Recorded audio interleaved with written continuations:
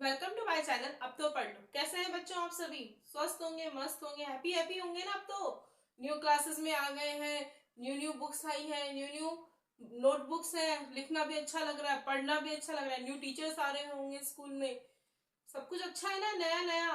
तो नए नए के साथ हमें पढ़ना भी यहाँ नए नया है चैनल पर।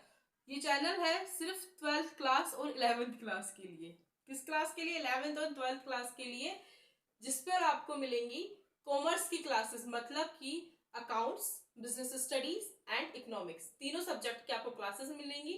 हम पढ़ाएंगे एनसीईआरटी से ही, पढ़ेंगे भी एनसीईआरटी से ही, क्योंकि हमारा जो एग्जाम पेपर आता है ना, सीबीएसई का हो, स्टेट बोर्ड का हो या आईसीएसई का हो, वो सारा कहाँ से आता है? हमारा पेपर एनसीईआरटी से ही आता है, क्योंकि जो हमारी बुक्स है ना, उन सब में मिश्रण किसका है? एनसीईआरटी का ही। जिसने एनसीईआरटी पढ़ ली उसने एग्जाम में 95 स्कोर कर लिया। ध्यान रखना, एनसीईआरटी का पढ़ना बहुत जरूरी। बहुत सारे यूट्यूबर्स भी कहते होंगे, जो आपको टीचर्स पढ़ा रहे हैं वो भी कहते हैं कि एनसीईआरटी को ही ज्यादा प्रिफर करो। तो मैंने अपना, आप जैसे कि लास्ट में बताया था कि 1 मई 2024 से हम, मतलब कि 1 मई 2024 से हम हमारी क्लासेस 11th और 12th की अकाउंट्स, बिजनेस स्टडीज की और इकोनॉमिक्स की हमारे चैनल पे लेके आ रहे हैं। स्टार्टिंग में 2 डेज वन सब्जेक्ट की डलेंगी, 7 PM तो डलेगी 11th की, एंड 8 o'clock डलेगी, यानी 8 बजे डलेगी 12th क्लास की। अब मैं यहाँ पर आज का जो वीडियो है वो 11th क्लास के लिए, स्पेशली जो बच्चे कॉमर्स ले रहे हैं, मतलब कि अब तक आपने क्या पढ़ा? Hindi, English, SST, science, GK, civics, जिसको हम बहुत सारा कह सकते हैं, मैथ, सब कुछ पढ़ा ना अब तक। लैंग्वेज वालों ने लैंग्वेज भी पढ़ी है, किसी ने फ्रेंच पढ़ा है, किसी ने संस्कृत पढ़ा है, एंड अदर थिंग्स, जो भी कुछ हमने पढ़ा है। लेकिन अब यहाँ पर क्या है? यहाँ पे कुछ हमें अलग मिलेगा। क्या मिलेगा? स्पेशल मिलेगा। कैसे मिलेगा भाई? 10th तक तो हमारे पास सब्जेक्ट नहीं थे, लेकिन अब हमारा हमें सब्जेक्ट हमने चूज किया है, कॉमर्स चूज किया है स्टेट बोर्ड वालों ने, आईसीएससी बोर्ड वालों ने। तो अब उन्हें क्या है, पता भी तो रहना चाहिए कि हमारे कॉमर्स में होता क्या है, कॉमर्स है क्या। सिर्फ नाम पढ़ लिया कॉमर्स। 3 सब्जेक्ट थे हमारे पास, आर्ट्स, आर्ट्स था, साइंस था ना, साइंस, एंड थर्ड कॉमर्स था। तो आर्ट्स में क्या किया? ओ, आर्ट्स में तो सदा क्या आएगा? थ्योरी आएगी, बहुत ज्यादा थ्योरी पढ़नी पड़ेगी, ये तो पॉसिबल ही नहीं है। फिर क्या गए साइंस में? ओ, मैं तो साइंस में पहले से ही डरती थी, मैं तो साइंस में पहले से ही घबराता था। इसमें तो मैथ भी आएगी। साइंस में अगर बायो लेता हूँ तो मुझे तो क्या है, जानवर काटने पड़ेंगे, एनिमल्स को कट करना पड़ेगा। और मैथ लेता हूँ तो भाई बहुत सारे प्रैक्टिकल्स करने पड़ेंगे। केमिस्ट्री, फिजिक्स लेता हूँ तो भी बहुत। तो चलो क्या लेते हैं? कॉमर्स। कुछ बच्चे इजी वे में लेकर के लेते हैं कॉमर्स, लेकिन कॉमर्स इतना इजी नहीं है। जो हमारी इकोनॉमिक्स है, जो हमारा अर्थ है, जो हमारी चल रही है दुनिया में सारी चीजें, वो व्यापार, वो सब क्या है? कॉमर्स ही तो है। हम क्या कहते हैं ना कि भाई आपका अकाउंट कैसा है, कमर्शियल है या कैसा है? तो कॉमर्शियल का मतलब क्या होता है?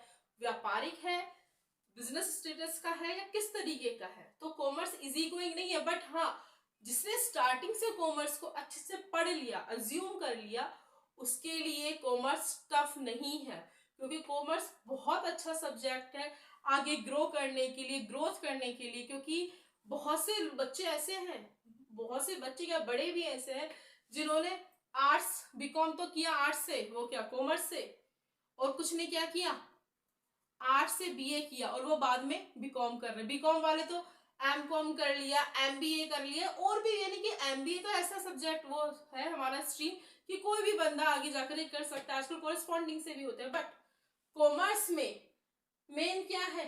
बिजनेस।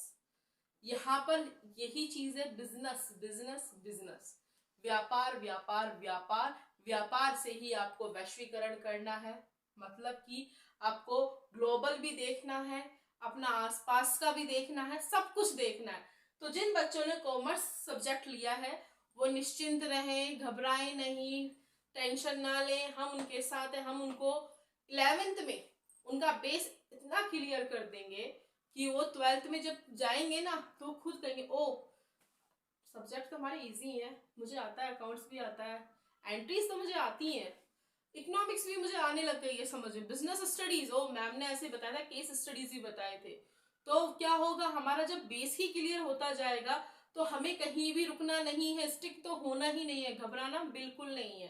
तो आज हम 11th क्लास का सिलेबस डिस्कशन करते हैं कि हमारे 11th में क्या क्या है जिन बच्चों ने कॉमर्स लिया। तो देखो, फर्स्ट चैप्टर है हमारा इंट्रोडक्शन टू अकाउंटिंग। क्या है? इंट्रोडक्शन टू अकाउंटिंग है। सेकंड है बेसिक अकाउंटिंग टर्म्स। ठीक है, दोनों चैप्टर कैसे हैं? थ्योरेटिकल है। मैं पहले ही बता दूं, स्टार्टिंग के 4 चैप्टर्स है ना आपके, 4 चैप्टर्स 1 2 3 4 चैप्टर्स थ्योरेटिकल चैप्टर हैं। कैसे हैं? थ्योरी के चैप्टर हैं। जिस बंदे ने थ्योरी को अच्छे से पढ़ लिया वो इसमें बहुत अच्छा हो जाएगा। ये नहीं कहती मैं कि जिसने थ्योरी अच्छे से पढ़ ली वो सारे चैप्टर अपने आप कर लेगा, नहीं नहीं, लेकिन ये चैप्टर समझोगे तभी तो आगे का समझोगे। जब तक आप, मुझे एक बात बताओ, मुझे ना जापानी लैंग्वेज आती है, लेकिन आपको तो नहीं आती ना, नहीं आती। अब जब तक मैं आपको जापानी लैंग्वेज की ABCD नहीं सिखाऊंगी तब तक आपको क्या वो जापानी लैंग्वेज आ सकती है? पॉसिबल ही नहीं है। देखो, किसी के लिए भी नहीं, मेरे लिए भी जब मैंने कॉमर्स सब्जेक्ट लिया था तब मेरे लिए भी पॉसिबल नहीं था। मैंने तो इजी को ही समझ कर लिया था। लेकिन जब मैंने कॉमर्स पढ़ना स्टार्ट किया तब मैंने देखा ओ इसमें इतनी सारी चीजें हैं। लेकिन हाँ, मेरा 11th में अकाउंट्स बहुत अच्छा था, 12th में भी, और मैंने बहुत हाई स्कोर किया था। ये नहीं कि मैं बस ऐसे ही मार रही हूँ, हवा में ही फेंक रही हूँ, नहीं, ऐसा नहीं है। मैंने 11th में और 12th में अकाउंट्स में बहुत अच्छा स्कोर किया था। मेरे इंस्टाग्राम पेज पे भी देखिएगा, वहां मैं शेयर करती ही रहती हूँ। तो अब हमें क्या करना है? 4 चैप्टर्स को पढ़ना है। और मैंने बताया ना जापानी लैंग्वेज, तो भाई जब मैं जापानी लैंग्वेज आप लोगों को सिखाऊंगी, स्टार्ट करूंगी, तभी तो सीखोगे। तो वही है यहाँ पर, हम इस वाले चैप्टर को बाद में लेंगे, पहले हम लेंगे बेसिक अकाउंटिंग। किसको लेंगे? Basic accounting terms. भाई जो अकाउंटिंग टर्म्स हैं, क्या बेसिक चीजें हैं, उनको देखेंगे, उसके बाद ही तो हम अलग चीजों को देख पाएंगे। तो फर्स्ट ये chapter, second chapter, then introduction to accounting. Third है हमारा थ्योरी बेस। थ्योरी बेस क्या होता है कि जितने भी थ्योरी है ना हमारी अकाउंट्स की, वो सारी यहाँ आएगी। इसमें अकाउंटिंग स्टैंडर्ड आएंगे कि कौन कौन से अकाउंटिंग स्टैंडर्ड है, IFRS आ जाएंगे। फिर बेसिक ऑफ अकाउंटिंग, ये क्या है? ये भी हमारा बेसिस है कि बेसिस है कि अकाउंट का बेस क्या है। ठीक है, 4 चैप्टर हमारे थ्योरी के हैं, हम इसको मानते हैं, हम अच्छे से पढ़ते चलेंगे, कहीं कोई नहीं रुकेगा। बस आपको पढ़ना है, जितना मैं पढ़ाऊं उतना आपको पढ़ना है, उतना आपको ग्रहण करना है, रुकना नहीं है। तो हमारा ये 4 चैप्टर हो जाएंगे मे बी 7 to 10 डेज में, बहुत अच्छे से 7 to 10 डेज में, 7 to 10 क्लासेस में नहीं, डेज में हमारा ये 4 चैप्टर कंप्लीट होंगे। नेक्स्ट है अकाउंटिंग इक्वेशन। भाई इक्वेशन आनी चाहिए। ये चैप्टर ये इसलिए नहीं है कि जो बच्चे को, जिसके पास कॉमर्स है या मैं कॉमर्स पढ़ाती हूँ तो मैं हर रोज इक्वेशंस करती हूँ मेरे बिजनेस में, नहीं, ऐसा नहीं है। ये हम इसलिए पढ़ाते हैं, इसलिए चैप्टर है ताकि बच्चों को पता चले कि इक्वेशंस होती क्या है, उनको नॉलेज देने के लिए इक्वेशंस होती हैं। इसलिए चैप्टर 11th में डाला गया है कि accounting equations. Rules of debit and credit, देखो डेबिट DR CR की जो रूल्स है ना कि क्या है, DR क्या होता है, CR क्या होता है, ये आपका होमवर्क है, आप मुझे कमेंट में बताइएगा कि DR क्या होता है, CR क्या होता है। तो जो रूल्स है ना डेबिट एंड क्रेडिट के, वो हम यही पढ़ेंगे। नेक्स्ट वाउचर्स पढ़ेंगे। वाउचर्स, जर्नल, लेजर, ये तीनों चैप्टर टैली में भी आते हैं। जो टैली कोर्स करते हैं ना बच्चे, 12th के बाद जो टैली कोर्स करते हैं, तो लेकिन टैली कोर्स में भी तो यही चीजें आती है कि लेजर बनाना, जिसको हम स्टेट बोर्ड वाले बच्चे देख रहे हो तो उनको बता दूं, लेजर को हम खतौनी कहते हैं ना। और जर्नल को क्या कहते हैं? जर्नल ही कहते हैं साहेब भैया। Cash book, other books, cash books आएगा हमारा, अदर बुक, इनकी हमें एंट्रीज देखनी है, किस तरीके से एंट्री करनी है, किस तरीके से इसमें अदर बुक्स हमारे पास कौन कौन सी होती है, और कैश बुक हमारा कहाँ कहाँ यूज आती है। नेक्स्ट अब आ गया हमारा प्रैक्टिकल चैप्टर। प्रैक्टिकल चैप्टर हमारा जर्नल भी है, लेजर भी है, कैश बुक भी है। Rules of debit and credit, ये भी प्रैक्टिकल है इसमें, लेकिन हमें एंट्रीज देखनी है कि डेबिट की कहाँ एंट्री होती है, क्रेडिट की कहाँ एंट्री होती है। मैंने आपको बोला है कि कमेंट से मुझे जरूर बताइएगा, डेबिट को रिसीवर कहते हैं या क्या कहते हैं, पेबल कहते हैं, या इसे रिसीवर कहते हैं या पेबल कहते हैं। तो आप मुझे इसको जरूर कमेंट में बताइएगा, ठीक है। बैंक रिकॉग्निशन स्टेटमेंट, देखो ये जरूरी है। बैंक रिकॉग्निशन स्टेटमेंट में क्या है कि दो बंदे हैं, मैं हूं और आप हैं, हम लोगों में क्या हो रहा है, हम व्यापार कर रहे हैं और हम व्यापार की छोड़ो, मैं मेरा पैसा बैंक में जमा कराने जाती हूँ ना, तो मैं मेरे पास क्या एंट्री कर रही हूँ कि मैं बैंक में जमा करा के आई, डिपॉजिट करवा के आई, ये एंट्री करूंगी। और बैंक वालों के पास पैसा आया कि अगर मैं ही बैंक हूं, मान के चलिए आप बैंक है, मैं अपना पैसा आपके पास जमा करा के गई, तो मैं अपने पास एक एंट्री करूंगी ना कि भाई मैं भी तो कहीं रखूं कि मैंने कहाँ कितना पैसा लगा रखा है। तो मैं आपके पास जब पैसा जमा करा के जाऊंगी तो मैं उस चीज को लिखूंगी मेरे बुक में, ठीक है, लिख लिया। अब आपने पैसा जमा किया, आप बैंक हो, आपने मेरा पैसा जमा किया, तो आप भी तो कहीं एंट्री करोगे कि भाई अंकिता मैम आई थी, उन्होंने इतना पैसा हमारे 50,000 हमारे उसमें खाते में, उन्होंने खुद के खाते में ही जमा कराया है, लेकिन जमा तो बैंक के पास ही हुआ है ना, तो उसकी एंट्री भी तो करोगे। तो यही है कि अगर कोई गलती से कोई भी गलती हो जाती है, या हम जिसको रेक्टिफिकेशन नहीं, कि दोनों रखते हैं, देने वाला और लेने वाला दोनों अपने पास एंट्रीज रखते हैं, तो उसे क्या कहते हैं, बैंक रिकॉग्निशन स्टेटमेंट। तो ये हमारा प्रैक्टिकल चैप्टर है।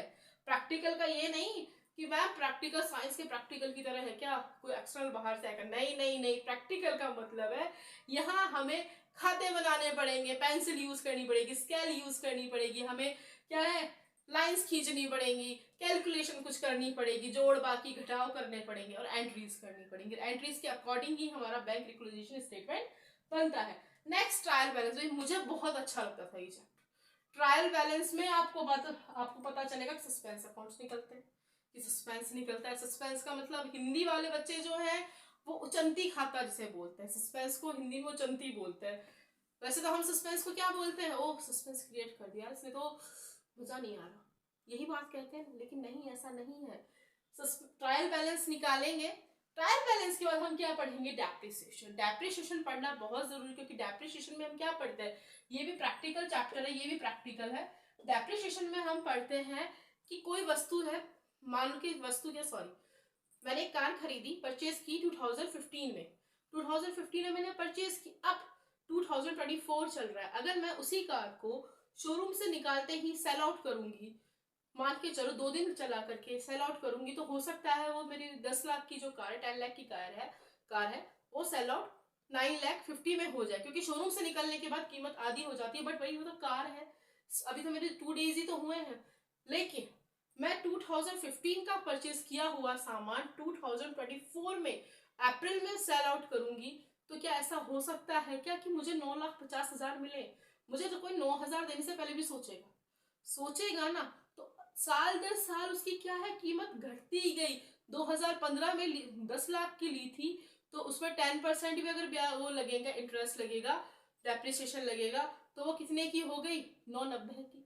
कम होते होते होते वो क्या आ जाएगी, बहुत कम रेट पे आ जाएगी। तो डेप्रिसिएशन इसे ही कहते हैं, जिसको हम हिंदी वाले बच्चे मूल्यह्रास कहते हैं। नेक्स्ट, प्रोविजन एंड रिजर्व, ये बहुत इंपॉर्टेंट चैप्टर है, इसमें हमें प्रोविजंस पढ़ने हैं, रिजर्व्स पढ़ने हैं। रेक्टिफिकेशन ऑफ एरर, ये मैंने भी पढ़ा था, मेरे से पहले जो स्टूडेंट्स थे उन्होंने भी पढ़ा था, और उससे पहले भी, यानी कि ये समझ लो सदियों पहले से चलता आ रहा है रेक्टिफिकेशन ऑफ एरर्स। एरर जो होती है ना, मतलब कि किस कहाँ कौन सी गलती हो गई है हमसे बिजनेस में, वो हम क्या पढ़ेंगे, रेक्टिफिकेशन ऑफ एरर, गलतियों को भी ठीक करेंगे। हमारे टाइम पे 12th क्लास में चैप्टर था, 2015-16 में, ठीक है। Financial statement of sole proprietor, भाई बच्चों में एक चीज आप लोगों को बता दूं, 11th क्लास के बच्चे अकाउंट्स को पढ़ेंगे, पर उसको किस तरीके से पढ़ेंगे, सोल प्रोप्राइटर की तरह से, क्योंकि सोल प्रोप्राइटर का मीन्स होता है जिसमें एक ही बंदा होता है, पूरे बिजनेस को चला रहा है, स्टार्टअप स्टार्ट किया है उसने, वो अपने बिजनेस के लिए क्या रखेगा, आदमी रखेगा, कैशियर रखेगा, अकाउंटेंट रखेगा, सामान लाने वाला लेबर रखेगा, वेजेस देगा, बहुत सारी चीजें करेगा, मतलब वो अकेला ही बिजनेस रन कर रहा है, तो वो कौन कहलाएगा, सोल प्रोप्राइटर। हम 11th में सोल प्रोप्राइटर ही पढ़ेंगे, क्योंकि 12th में हमारे पास पार्टनर आ जाएंगे, यहाँ तो हम अकेला बंदा ही है।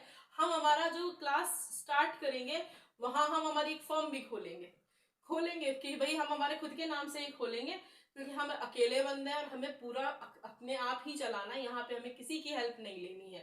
कि कोई दूसरे पार्टनर को हमें शामिल नहीं करना है। पार्टनर कब शामिल होंगे? हमारे 12th क्लास में होंगे, ठीक है। नेक्स्ट है फाइनेंशियल स्टेटमेंट विद एडजस्टमेंट। फिर हमें क्या है, एडजस्टमेंट भी तो करने पड़ेंगे, क्योंकि हमें चलो एडजस्टमेंट करने पड़ेंगे, कुछ बताती हूँ फिर next last chapter single entry. Single entry मतलब कि जो एंट्रीज है ना, सिंगल एंट्री सिस्टम है, वो किस टाइप का होगा वो इसमें पहले हम ये चैप्टर्स पढ़ेंगे। जब सोल प्रोप्राइटर पढ़ लेंगे तब ये जो लास्ट के 4 चैप्टर्स है ना, इनको वापस पढ़ेंगे। इनको वापस पढ़ना पड़ेगा कि सोल प्रोप्राइटर जहां आ गया, एकल स्वामित्व जिसे हम कहते हैं, उसके बाद हमें वापस इसको पढ़ना पड़ेगा। तो कोर्स हमारा बहुत ज्यादा है, 19 चैप्टर्स है हमारे पास। कितने चैप्टर है? 19 चैप्टर, 19 चैप्टर है हमारे पास। टेंशन लेने की, घबराने की तो बिल्कुल जरूरत नहीं है। वही है 80 मार्क्स का तो आपका एग्जाम रहेगा। कितने मार्क्स का रहेगा? 80 मार्क्स का रहेगा। 20 मार्क्स वाले हमारे स्कूल वाले देंगे, जो हमारे प्रोजेक्ट से होगा और हमारी फाइल से होगा। प्रोजेक्ट को फाइल और वाइवा कहते हैं ना, तो 20 मार्क्स तो हमारे स्कूल वाले। ये 80 मार्क्स वाला जो है ना, वो हमारा कहाँ से है? इन सब से। अब बच्चे ये कहेंगे कि मैम ये अकाउंट्स की जो थ्योरी आप बता रहे हो तो ये पढ़ना जरूरी है। बेटा पढ़ना तो बहुत जरूरी है, क्योंकि पढ़े बिना तो कुछ होता ही नहीं है। और अकाउंट्स, इकोनॉमिक्स तो ऐसे हैं कि एक बार अच्छे से समझ में आने लग जाएंगे ना तो इंटरेस्ट बन जाएगा। क्योंकि मेरा तो खुद का, मुझे अकाउंट जब समझ में आने लगी ना, तो मैं, आप ये मान के चलो, मैं 11th में और 12th में 2-2 घंटे अकाउंट्स पढ़ती थी। इकोनॉमिक्स मेरा कम वो था, बट जब मैं 12th में मेरा एग्जाम टाइम था तब मैं इकोनॉमिक्स बहुत अच्छे से स्टार्ट की, मैंने पढ़ना स्टार्ट किया। देन मैंने जब बीकॉम फर्स्ट ईयर में थी तब मैंने अपना इकोनॉमिक्स बहुत अच्छा कर कि बहुत अच्छा। तो इसलिए मैं कहती हूँ कि इकोनॉमिक्स ऐसा सब्जेक्ट है कि अगर अच्छे से पढ़ोगे ना तो क्या है, पूरे शरीर में समा जाएगा, पूरी बॉडी को कैप्चर, पूरी बॉडी में क्या हो जाएगा, कैप्चर हो जाएगा। लेकिन अगर इकोनॉमिक्स आपने सिर्फ पढ़ने के लिए कि अपनी क्लास में पास होने के लिए किया, ऊपर से उड़ जाएगा, पता भी नहीं चलेगा कहाँ इकोनॉमिक्स था, कि कहाँ अर्थशास्त्र था, कहाँ कौटिल्य है, कहाँ चाणक्य है, कहाँ हमारा बार्टर सिस्टम है, कहाँ क्या है। तो इसलिए हमें पढ़ना है, क्योंकि आगे कोई हमसे क्वेश्चन करता है कि अच्छा तुम 11th में हो, अच्छा तुम्हें बार्टर सिस्टम पता है क्या होता है, तुम्हें बजट पता है क्या होता है, तुम्हें पता है इकोनॉमिक्स क्या होता है, मैक्रो सिस्टम क्या होता है, माइक्रो क्या होता है। हम वहां पर अगर ऐसे देखते रहेंगे तो ये क्या है, हमारे लिए एक माइनस पॉइंट है। हमारी ग्रोथ हमें दिखेगी ही नहीं, और हम क्या है, शर्मिंदगी, इंसल्ट फील होता है। तो ऐसा हमें नहीं करना, हमें अपने आप को बहुत अच्छा ग्रोथ करना। जब हमारे पेरेंट्स हमारे पे इतना पैसा लगा रहे हैं, और मेन बात, जब आपको यहाँ पे फ्री क्लासेस मिल रही है, मैं आपको क्वेश्चन आंसर भी कराऊंगी। जब जैसे चैप्टर कंप्लीट होगा, जितने भी इंपॉर्टेंट क्वेश्चंस है हमारे एग्जाम में आए हुए, वो सारे क्वेश्चंस यहाँ होंगे। ये classes CBSE, ICSE and state board तीनों के लिए है। हिंदी इंग्लिश दोनों मीडियम में हम यहाँ पढ़ाएंगे, टेंशन लेने की जरूरत नहीं है। लेकिन आप लोगों का 11th क्लास का जो अकाउंट्स का सिलेबस है वो ये है 19 चैप्टर्स। तो इसके लिए हमारा जो फर्स्ट वीडियो क्लास डलेगी वो डलेगी 1 मई 2024, मतलब 1 मई 2024 को शाम को 7 बजे। तो उसको आप अटेंड करना भूले ना, और जितना हो सके अपने फ्रेंड्स को बताइए, शेयर कीजिए ये वीडियो, लाइक कीजिए, सब्सक्राइब जरूर कीजिए। लाइक और सब्सक्राइब करना तो बहुत जरूरी, क्योंकि तभी तो आपको पता चलेगा कि मैम का वीडियो आ चुका है। नहीं करोगे तो कैसे पता चलेगा। और हाँ, किसी का कोई भी कंफ्यूजन है वो प्लीज अपने वो कमेंट बॉक्स में लिखे, जो भी हमारे हमसे हो सकेगा हम उसको, बच्चे को वो हेल्प करेंगे। तो प्लीज घबराना नहीं है, कॉमर्स लिया है, बहुत अच्छा सब्जेक्ट है, पढ़ोगे तो बहुत मजेदार तरीके से पढ़ोगे। और मैं भी बहुत अच्छे तरीके से पढ़ाऊंगी, हर एक केस स्टडीज को पढ़ाऊंगी, समझाऊंगी हर तरीके से, हर फॉर्मूले को छोटे रूप में, एंट्रीज को भी हम बहुत अच्छे और बहुत आसान भाषा में समझेंगे, ताकि हमारा वो क्या, लाइफ टाइम कैप्चर रहे, लाइफ टाइम हमें लर्न रहे, या लाइफ टाइम मेमोरी में रहे कि ओ उन मैम ने पढ़ाया था, अंकिता मैम ने, और मुझे तो याद है आज तक कि क्या होता है सेल बाय, क्या होता है परचेस, क्या होता है परचेस रिटर्न, क्या होता है सेल रिटर्न, क्या होता है। सो डरना नहीं है, और सबसे मेन बात, मेरे चैनल को लाइक करना है, सब्सक्राइब करना है, क्योंकि सब्सक्राइब करने से आपको पता पड़ेगा कि मैम का वीडियो आ गया, और लाइक करने से मुझे भी मोटिवेशन मिलता रहेगा। तो मिलते हैं हमारे नेक्स्ट वीडियो में, तब तक के लिए बाय, गुड नाइट।